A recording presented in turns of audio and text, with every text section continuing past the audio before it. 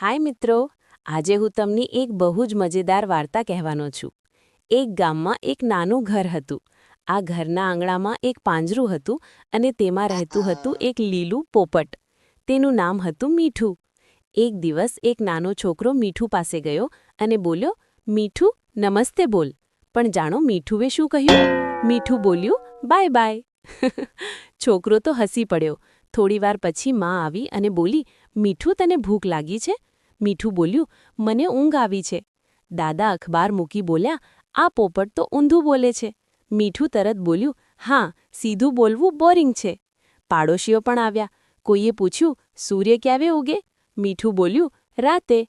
બધા બાળકો તાળી વગાડવા લાગ્યા. એ સમયે સ્કૂલના માસ્ટર રસ્તેથી જતા હતા.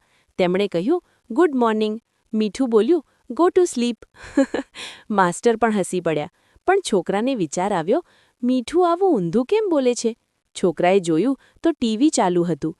ટીવીમાં ઊંધું કાર્ટૂન ચાલી રહ્યું હતું. મીઠું આખો દિવસ એ જ જોતું હતું. છોકરાએ ટીવી બંધ કર્યું અને મીઠુને શીખવાડ્યું, "મીઠું, નમસ્તે બોલ." મીઠુએ સ્મિત કરીને કહ્યું, "નમસ્તે."